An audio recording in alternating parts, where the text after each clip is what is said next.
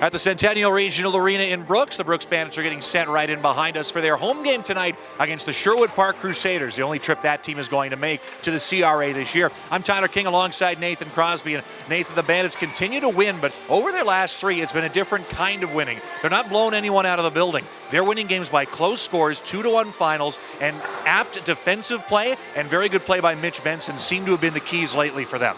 Yeah, the Bandits have only surrendered one goal against in their last 3 games per game, on a per game basis that is, but the offense needs to get going again. 5 goals against Fort McMurray back on January 19th. Since then, in 3 games, they're averaging 2 goals a game. That just won't cut it, Tyler, especially against a team like the Crusaders who have that high-powered offense. They have some guys that can score. They have some veteran players. You need more than 2 goals to beat a team like Sherwood Park.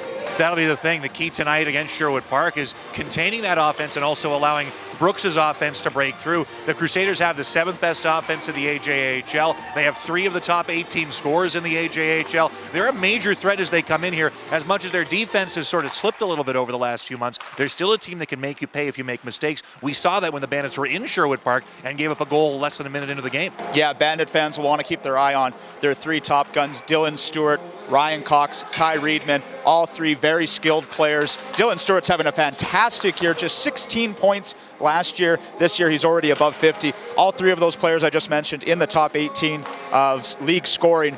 This is a team that, despite their record, they're 5th in the North Division, coming off a loss to Camrose on Tuesday. This is a big game for the Crew, and they're going to show up. The Bandits have to do the same. Normally, one of the standard things we can say before a game like this is that special teams are going to be key, and for Sherwood Park, it will be in a couple of different ways. On one hand, the Bandits, if they want to score big against Sherwood Park, will probably have to do it even strength because the Crusaders go on the PK, the least of any team in the league this year. But on the other end, they have the 5th best power play in the AJHL, Sherwood Park does, with Dylan Stewart being the league leader in power play goals so far. So opportunities likely won't swing the Bandits' way. And in terms of what they do with those opportunities, they're going to have to convert when they've got them. And their PK, though, in terms of keeping Sherwood Park off the score sheet, it's been pretty darn good as of late. It's been really good. The Bandits haven't allowed a power play goal against since that January 19th game up in Fort McMurray. So the 3 games since, the penalty kill has been rolling. Now they're going to have to continue that tonight and make the most of their opportunities on the power play, which should be few going by the statistics because Sherwood Park just doesn't take a lot of penalties. But you look at some of the guys, the key players that I'll be watching for on the Bandits tonight. Nathan Plessy, who had a fantastic month of January with 7 goals and 2 assists. He's one of the Bandits' best penalty killers. He will be relied on heavily tonight. He could be very key. And another player that I think I'll have my eye on tonight for the Bandits is Nick Hamry. He comes in on a 3-game point streak, and I think he's starting to rediscover his scoring ability and that touch after a bit of a slump there. So Nick Hamry, Nathan Plessy, 2 Bandits that I'll be keying in on tonight.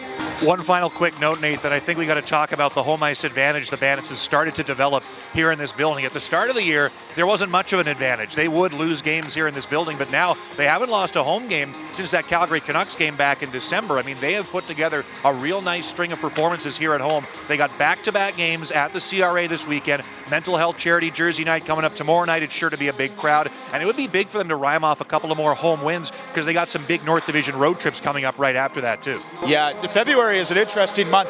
13 games left on the schedule for Brooks, 8 of which are against North Division teams, including 2 weekends where they'll have to go up through Lloydminster, Spruce Grove, Grand Prairie, and Whitecourt. But hey, the Bandits haven't lost, as Tyler said, a home game since that game against the Calgary Canucks back before Christmas. 11 straight wins at home here at the CRA for the Bandits. They've been clicking. They've been firing on all cylinders at home.